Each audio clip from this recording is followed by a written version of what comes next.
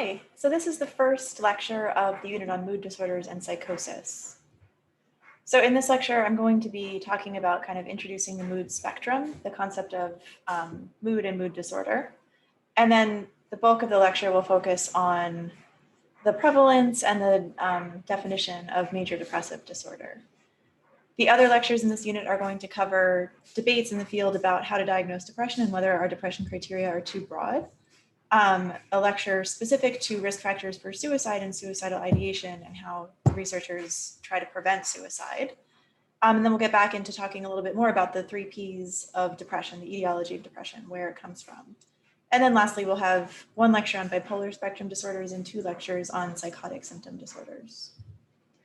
Okay, so first of all, we're talking about mood disorders. So it's important to differentiate mood from affect. Mood basically refers to a prolonged, sustained, relatively pervasive emotional state that influences the ways and the extent to which we react to day-to-day events.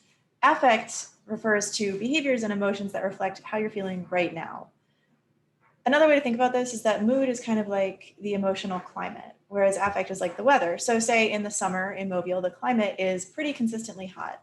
On average, it's hot most of the time, and on average, it's hotter than it is in the winter. But that doesn't mean that some days aren't chillier than others or some days aren't hotter than others.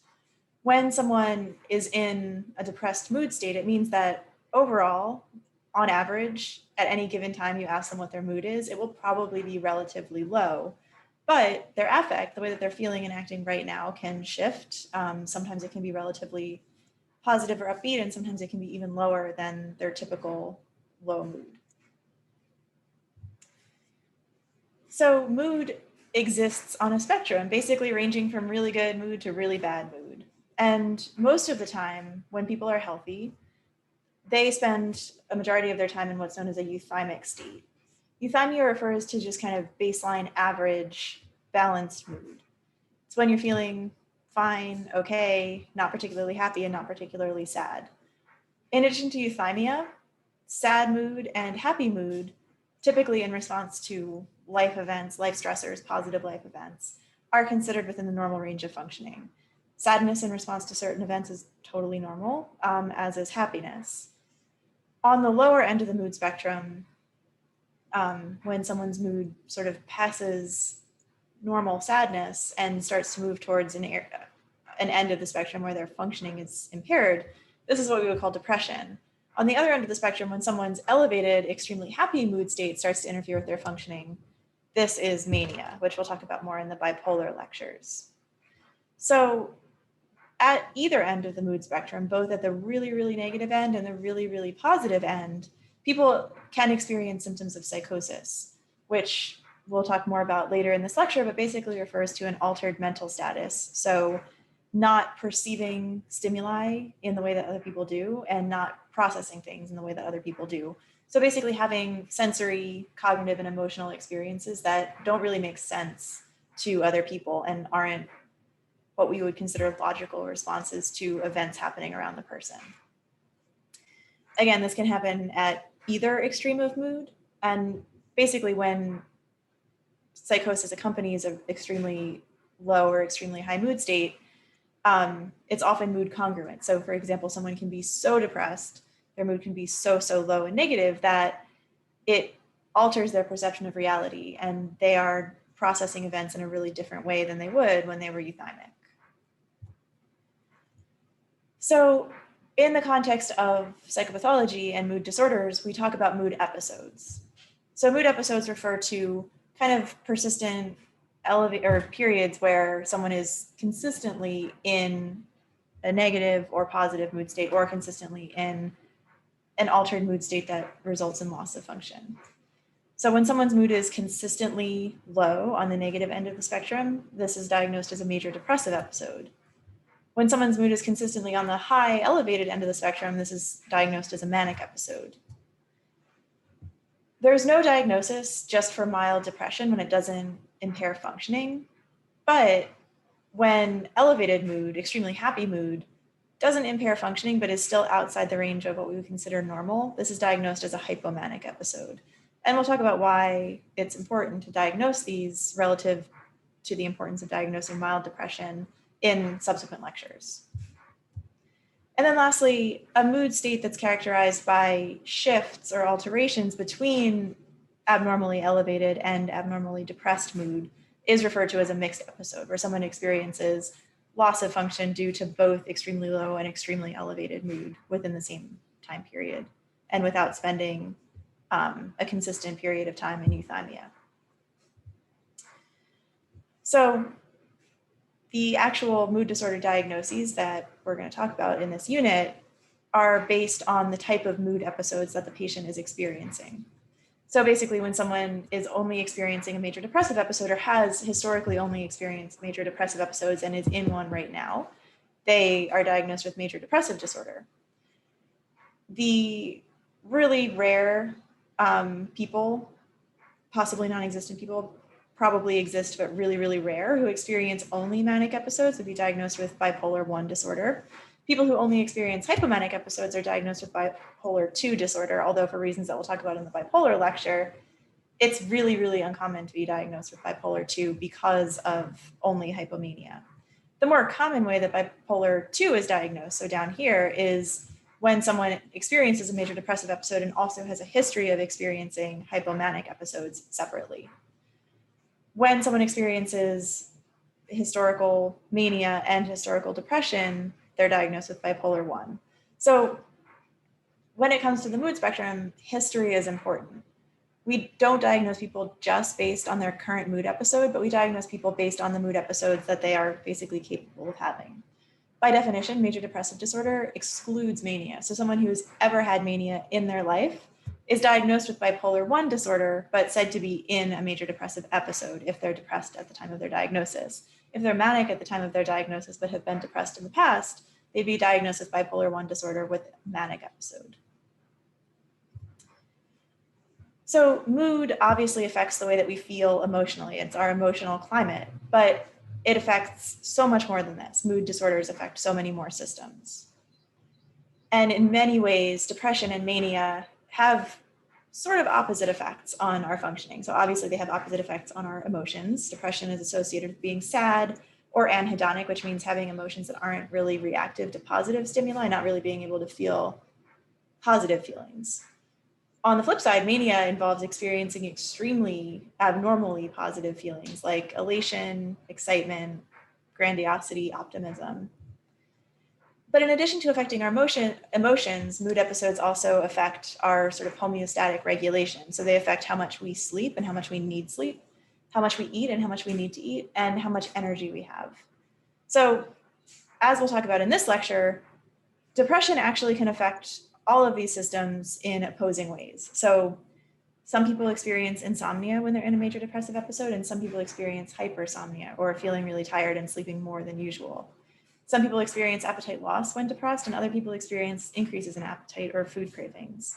And then in the majority of cases, when people experience energy-related symptoms from depression, the most common one is fatigue, just sort of feeling like low energy, not very motivated, not being able to do as much as you usually do. But when depression is more extreme, so closer to the severe, potentially psychotic end of the mood spectrum, people can experience more dramatic alterations in not just energy level, but actually motor functioning.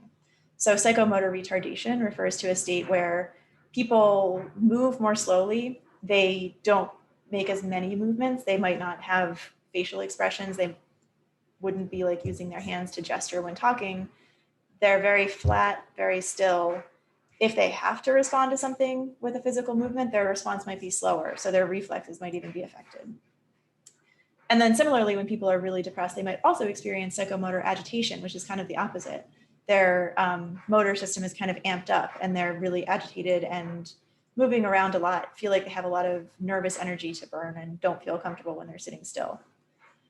The effects of mania are more straightforward in a lot of ways. So when people are manic, they experience a decreased need for sleep. Not just that they can't sleep, like in depression, but they don't need to sleep. They feel rested after something like 3 or 4 hours of sleep. People who are manic tend to experience a loss of appetite, and they either experience high energy, so the opposite of fatigue, just feeling a little bit more motivated and able to do stuff, or at the extreme end of mania, they experience psychomotor agitation, which again is this excessive drive from your motor neurons actually propelling you to engage in often kind of senseless, purposeless motor movements like pacing or hand wringing. Mood also affects our cognition, so our ability to think and problem solve and the speed with which basically our brain functions. So depression causes things like brain fog, difficulty making decisions, difficulty concentrating. On the other side, mania makes your thoughts race. It makes your mind move faster than usual, but in ways that aren't necessarily helpful. So flight of ideas refers to racing thoughts, lots and lots of novel, disconnected, kind of scattered ideas that can be hard to keep up with. Depression and mania both also influence our self-image and also our social functioning to some extent. So sexual functioning is part of the diagnostic criteria for depression. When someone experiences a loss of interest in sex, this is a symptom of depression. People who are in a manic episode, on the flip side, might experience hypersexuality or an increased interest in sex. Social withdrawal as a result of depression isn't a diagnostic criterion, but it's really common. So basically, mood episodes don't just affect how we see ourselves, but they also affect our interest in and the activities that we want to do with other people. So in terms of self-image, symptoms of depression include feelings of worthlessness, feelings of excessive guilt, like feeling like you're a really bad person or that you deserve to have bad things happen to you. Whereas mania involves grandiosity or sort of unrealistically positive views about yourself or a belief that you can do things that you maybe can't really do. Okay, so this lecture is going to focus on the unipolar mood disorders and specifically on the unipolar depressive disorders, negative mood disorders. The most common one by far is major depressive disorder. We'll also define persistent depressive disorder. I mentioned that unipolar mania and unipolar hypomania are really rare. I'm going to get more into that in the bipolar disorder lecture, but know that they do exist. And if someone actually has a manic episode and really has never had a history of depression, they would be diagnosed with unipolar mania, but they would still meet criteria for bipolar 1 disorder. So major depressive disorder is diagnosed when someone has a major depressive episode that lasts at least 2 weeks. And during these 2 weeks, their mood state, so their emotional climate, is characterized either by low mood, so feeling really sad, or by anhedonia, so not necessarily sadness, but a lack of positivity, a loss of positive emotions. And it's possible to have both.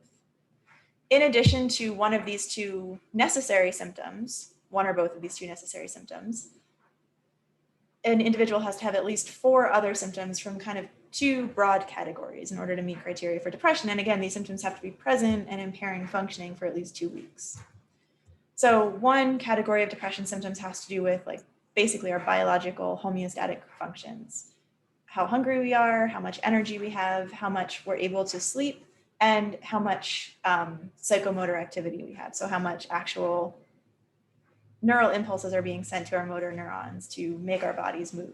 This is actually distinct from fatigue and low energy, which basically don't involve as much alteration of our motor functioning. So those are the more physical, biological symptoms. There's also cognitive symptoms that can be diagnosed as major depressive disorder, including low self-esteem, so feelings of guilt or worthlessness, cognitive impairment, so feeling really indecisive, having a hard time thinking or concentrating, and then thoughts of death or suicidal ideation. So again, in the context of persistent low mood or persistent anhedonia, there has to be at least one biological disturbance, so a disturbance to our homeostatic regulation, our biological functioning, and potentially, but not necessarily, also cognitive symptoms like low self-esteem, brain fog, and suicidal ideation. Persistent depressive disorder is diagnosed when someone experiences a major depressive episode that lasts at least 2 years and where the symptoms are chronic, so they last 2 years, but they're more mild than the symptoms of a full-blown major depressive episode. So basically, when someone is mildly depressed for a really long time and never meets major depressive disorder criteria during that time, they can be diagnosed with persistent depressive disorder. And persistent depressive disorder, again, like depression, is characterized by persistent low mood, either sadness or anhedonia, and with 2 or more depression symptoms rather than the 4 or more depression symptoms that are required for major depressive disorder. So again, this is a more mild but really chronic manifestation of depression. In some cases, the symptoms themselves that allow you to meet criteria for persistent depressive disorder are milder than depression symptoms. So, and these differences are basically just in the wording of the diagnostic criteria. So to meet criteria for persistent depressive disorder, you don't have to endorse feeling worthless, feeling like a bad person, or feeling excessively guilty. You just have to endorse low self-esteem. And instead of endorsing suicidality, you can just endorse feeling hopeless or really pessimistic about the future. It's possible to meet criteria for both persistent depressive disorder and major depressive disorder at the same time. This is also known as double depression. So this is during a chronic mild depressive episode, like persistent depressive disorder, for a time meeting criteria for major depressive disorder, and then not returning to a euthymic baseline, but returning to a mildly depressed baseline when that major depressive episode ends. So a lot of this lecture is going to focus on what I find the most interesting about depression, and that is how heterogeneous it is, how many different ways there are for someone to be depressed. So because major depressive disorder is characterized by either sadness or anhedonia, plus at least 4 of 9 additional symptoms, or sorry, 4 of 7 additional symptoms, this means that mathematically there are at least 227 ways to meet criteria for major depressive disorder by having any different combination of 5 or more of these 9 depressive symptoms. So, oh, and also there's 227 ways because many of the symptoms, especially the biological ones, actually have an or in the criteria. So when you experience change in appetite in the context of low mood or anhedonia, that change can either be an increase in appetite or a decrease in appetite. If you experience changes in your sleep patterns in the context of a major depressive episode, those changes can either be hypersomnia or insomnia. So that's why there are 227 different potential combinations. So a question that you might be asking is, are there meaningful combinations of these symptoms that actually help to distinguish groups of people who maybe have a different type of depression, a different flavor of depression? And do those differences in symptoms tell us anything about what's likely to happen to that person? Do they say anything about whether that person will get better or worse? Will they respond to treatment? Will their depression be chronic and mild, or will it be relapsing and remitting?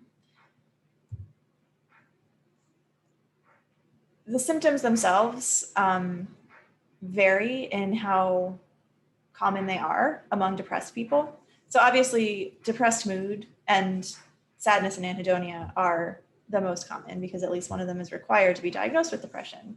The other really common symptoms of depression are sleep disturbances, loss of energy, and thinking difficulties, concentration problems, indecisiveness. The rarer symptoms of depression and symptoms that are more indicative of more severe depression are psychomotor changes, so either retardation or agitation, and suicidal ideation or thoughts of suicide. So we know that depression is heterogeneous, and we know that these symptoms are not all equally common, but just the fact that a symptom is rare doesn't necessarily tell us that it's more or less severe. So in the past, there have been efforts to actually create subtypes of depression based on the pattern of symptoms that people have. So the 2 recognized subtypes of depression are atypical depression and melancholic depression. The difference between these basically boils down to the direction in which a person experiences changes to their homeostatic functioning, to their things like their sleep patterns and appetite. So atypical depression is characterized by really sad mood, crying, feeling really bummed out all the time, needing an excessive amount of sleep, so hypersomnia, having increased appetite, but having a mood that is reactive. So when something bad happens to you, you feel even worse. But when something good happens to you, it actually can elevate your mood a little bit. Not as much as it would if you were euthymic and not in a lasting way, but your mood is still responsive to changes in your life, to positive and negative life events. This is sometimes also known as neurovegetative depression because the symptoms kind of mimic symptoms that a person would have if they were recovering from an illness. So like sleeping a lot more, eating a lot more, basically doing things to help replenish your body's resources. Melancholic depression is a type of depression that is less characterized by sadness and more characterized by anhedonia, mood that is not reactive at all to positive stimuli. People with this type of depression sometimes will articulate that they don't even necessarily feel sad, they just don't really feel anything. And this depression is more likely to be characterized by psychomotor alterations, especially retardation, by really low energy levels, but also by insomnia. So feeling really tired and low energy all the time, but not being able to sleep, which is really different from neurovegetative depression, where you feel really tired all the time and you sleep a lot. Okay, so we're going to have a little mini guest lecture from a friend of mine who is an expert in depression heterogeneity. So this is Dr. Lorenzo Luaces, who is an assistant professor of psychology at the University of Indiana. And his research really focuses, or in the past has focused on whether different combinations of depression symptoms, so for example, atypical depression or neurovegetative depression versus melancholic depression, which have really distinct symptoms, do they actually predict different prognosis, different course, different response to treatment? And again, so prognosis refers to how long an illness will last, whether it will come and go or stay consistent or get worse, and whether it will respond to treatment. Okay.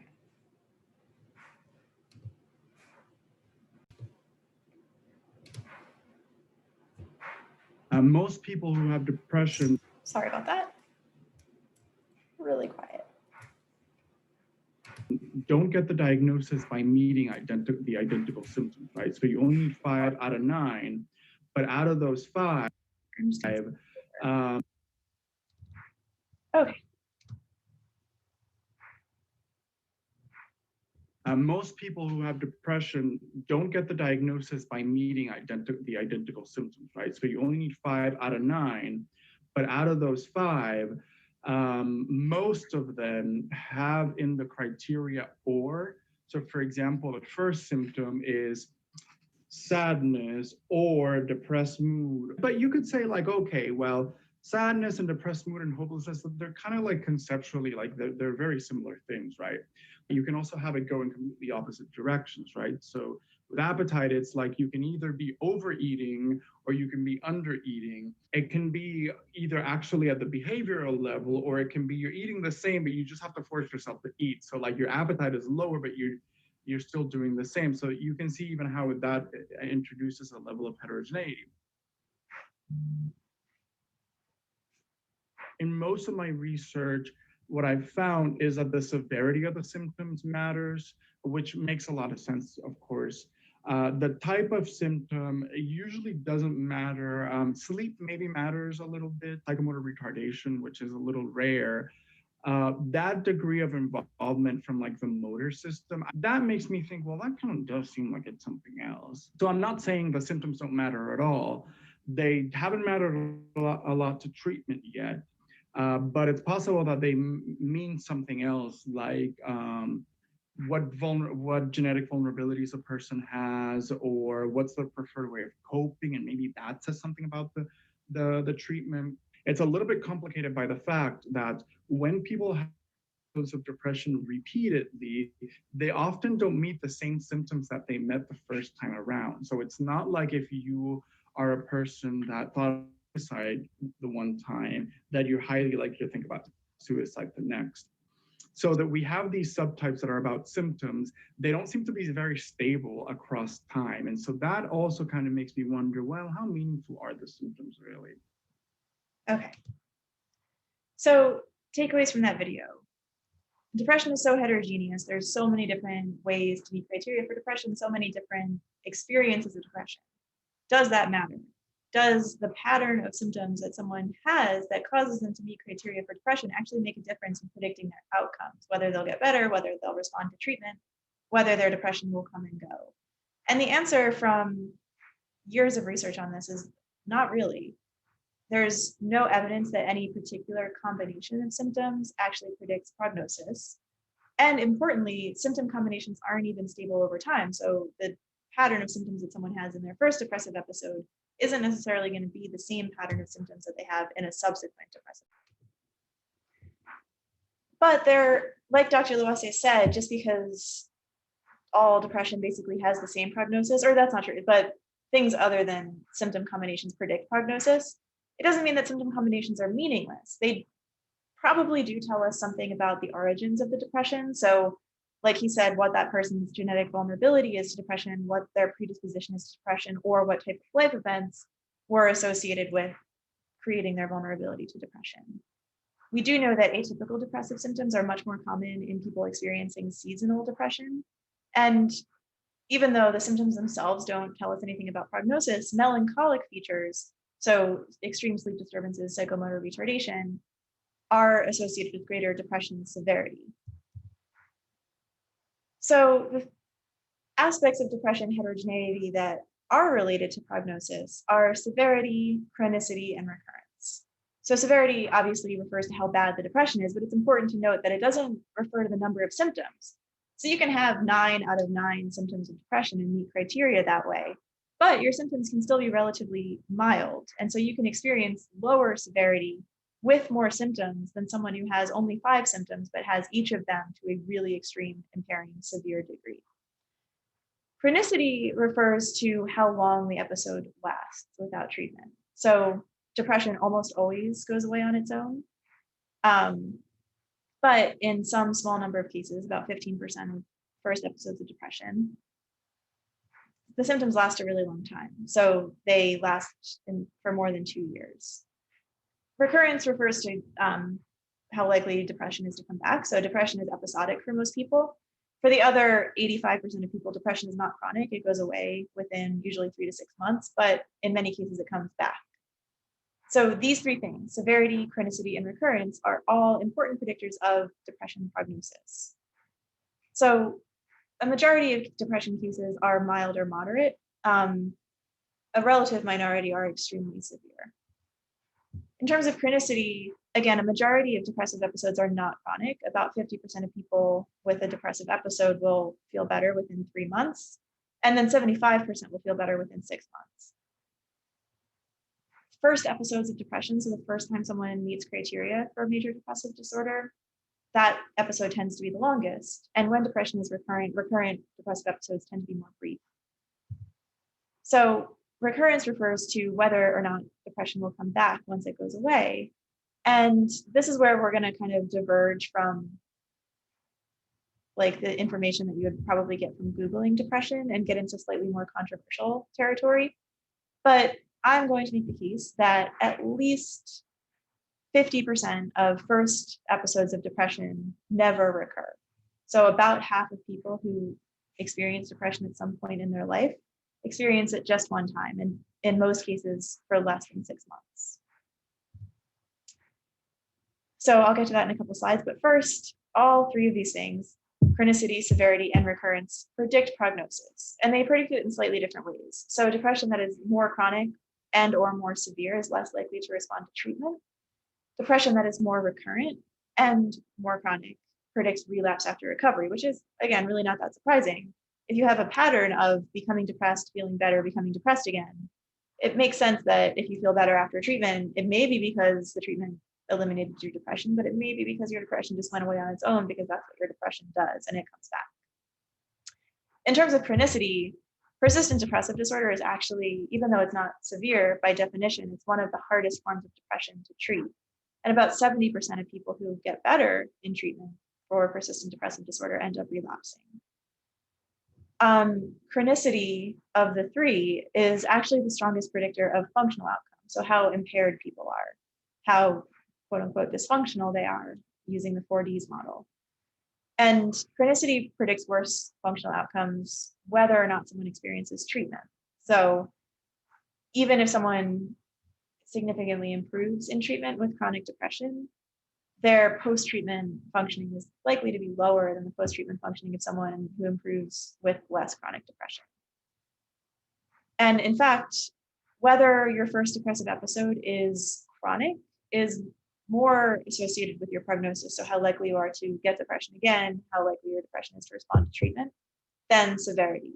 So in terms of clinical decision-making, a patient who comes in with a first depressive episode that's extremely, extremely severe, really intense suicidal ideation, psychomotor retardation, maybe even psychosis, still may have a better prognosis than someone who comes in with a 2-year history of chronic, relatively mild depression, because chronicity is one of the strongest predictors of long-term outcomes of depression. Okay, so again, depression is really heterogeneous. There's many different combinations of depression symptoms that can be diagnosed as a major depressive episode. But there's also tons of heterogeneity when it comes to depression severity. As I'll talk about later in this lecture and the next one, it's possible to meet criteria for depression with really relatively mild symptoms. As I'll show, the symptoms can be so mild that if you ask someone 10 years later whether they've ever experienced depression, they could forget all about that depressive episode. On the more extreme end of the spectrum, though, severe depression is a very serious mental illness and is one that can actually be deadly. So in terms of chronicity, a majority of episodes will remit on their own without treatment within 3 to 6 months, but it's also possible for depression to go on for years and years without remitting at all. And then in terms of recurrence, about half of people experience one depressive episode and then never get depressed again for at least 30 years, whereas the other half of people will go on to experience recurrent episodes. So depression is not just heterogeneous in the pattern of symptoms, but it's also heterogeneous in how severe it is, how chronic it is, and how recurrent it is. And this level of heterogeneity is much greater than the heterogeneity we see in anxiety disorders and in almost every other diagnosis. So again, this is where I'm kind of diverging from statistics you would find if you just Googled major depressive disorder, because most textbooks and most informational websites about depression will tell you that the lifetime prevalence of major depressive disorder is somewhere between 15 and 20% of people. So at the high end of these published estimates, they're saying that about 1 in 5 people will experience depression in their lifetime. And these prevalence estimates typically come from a methodology known as retrospective or concurrent epidemiology. So as we talked about in the research methods lecture, epidemiology is the study of the prevalence and incidence of a disease in the population. And the way that epidemiology research is conducted is basically by identifying a large representative sample and asking them, like, do you feel sad or uninterested in things? If so, do you feel this way most of the day, nearly every day? If so, how long have you been feeling like this? And if they say yes to those first 2 questions and that they've been feeling that way for at least 2 weeks, they have depression and they contribute to the point prevalence estimate of depression in your study. Whether they say yes or no, in retrospective epidemiology, they're then asked, was there ever a time in your life, or if it's a 12-month prevalence study in the last 12 months, that you felt like this for at least 2 weeks? And people who say, well, I don't feel like this now, but there was a time a couple of years ago that I definitely felt like this for at least 2 weeks, they would go into the lifetime prevalence estimates in your study, or if they're currently depressed, but also historically depressed. So a better way to get epidemiological data about the incidence of depression, so how likely depression is to occur over the course of someone's life, and how likely someone who's had a major depressive episode is to have a subsequent major depressive episode. The best method is prospective longitudinal studies, where you estimate the point prevalence in a representative sample at a given time. And then rather than asking them to remember the past, you follow them forward and ask them about their current depression repeatedly over many years. This allows you to estimate how likely depressive episodes are to recur in the population and how many people will become depressed in a given span of time, which again is incidence. So prospective epidemiology studies of depression produce really different estimates than retrospective epidemiology studies. When you ask people to remember whether they were ever depressed in the past, this is where these 15 to 20% lifetime prevalence estimates come from. But when you follow people forward over long periods of time, the longest follow-up studies that exist right now have followed people for about 30 years. In a 30-year time period, if you ask people frequently enough, you'll find that somewhere between 50 and 60% of them will meet criteria for a major depressive episode in that time period. So why are these estimates so different? So there's a couple of reasons.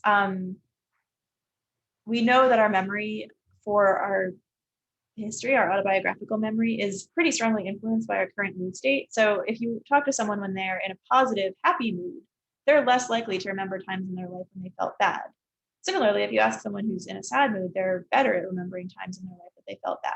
But you can see why this is a problem for retrospective epidemiology, because if you ask a person who's euthymic whether they've ever been depressed, their ability to remember negative parts of their life is poorer than the ability of someone who's currently depressed to remember times that they were depressed.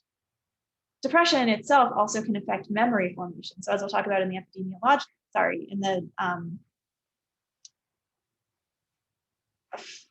I'm sorry, I'm blanking. In the etiology lecture, we'll talk about how depression actually, when it's chronic and severe, can cause damage to the hippocampus, which is the structure in our brain that helps us form new memories. So when someone is in a depressive episode, they are not forming autobiographical memories as well as they do when they're euthymic. So this can also affect their long-term memory for that period in their life. However, neither of these explanations is really good enough, because if you ask people to retrospectively remember times that they met criteria for generalized anxiety disorder or panic disorder or an eating disorder, regardless of whether they have that disorder now, regardless of their current mood state, people are pretty good at remembering times in their life when they met criteria for panic disorder, anorexia, generalized anxiety disorder. So a better explanation, or a more complete explanation, for why retrospective and prospective epidemiology yield such different prevalence estimates for depression is that some depressive episodes that technically meet criteria for a major depressive disorder just aren't that memorable. Remember, the majority of depressive episodes last less than 6 months. The majority have mild to moderate symptoms, and about 50% of them never recur. So the fact is that the threshold for meeting criteria for depression is relatively low. It's easy to meet criteria for depression, but many of those cases, upwards of 50% of those cases, don't make enough of an impact on the person that they remember that they even happened 5 to 10 years later. So what I'm going to argue is real depression epidemiology, more accurate epidemiology of our current definition of depression, is that fully 50% of people who have a major depressive episode in their lifetime never go on to have a recurrence. So for these 50% of people, depression is not a recurrent illness, it's a one-time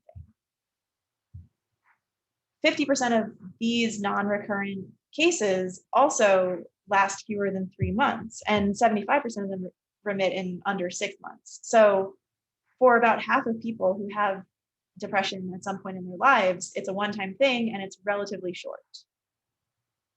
So getting back to those epidemiological lifetime prevalence estimates that are published in textbooks and on websites, they are accurate to some extent. If we define depression as a recurrent illness, which I would argue that it is, then the lifetime prevalence of chronic and or recurrent depression that actually comes back after the first major depressive episode, actually is closer to that 20% estimate.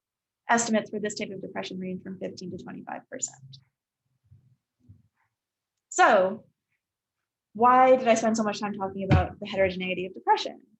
In the next lecture, I'm going to get into some of the implications of this heterogeneity. The heterogeneity, not so much of symptom patterns, which we've learned don't really make a big difference, but the heterogeneity of severity, chronicity, and recurrence for the way that we understand depression, the way that we study its psychopathology and its treatment. Okay, so takeaways from this first lecture in the mood disorder series is that mood disorders are really complicated. They don't just affect our emotions and how we feel, they affect almost every area of our functioning. Unipolar mood disorders, but really specifically major depressive disorder is what I've been focusing on, is extremely heterogeneous. Depression varies in its symptom combinations, in how chronic it is, how long it lasts, in how likely it is to recur and how frequently it recurs, in its severity, and as we'll talk about in a subsequent lecture, its seasonality. So for some people, depression is a seasonal phenomenon that happens during the darker times of year. There is heterogeneity in symptoms. So the most well-established clusters of depression symptoms are atypical, which involve sad mood, crying, reactive mood, lots of sleeping, lots of eating, and melancholic depression, which involves flat, anhedonic, non-reactive mood, and inability to sleep. Even though these differences are obviously meaningful for the people experiencing the depression, and in some ways they correlate with seasonality, so seasonal depression is more likely to be atypical, and with severity, melancholic depression is more likely to be severe. The real important prognostic indicators are chronicity, recurrence, and severity. All right, that is that for this lecture, I think. Yep. Okay.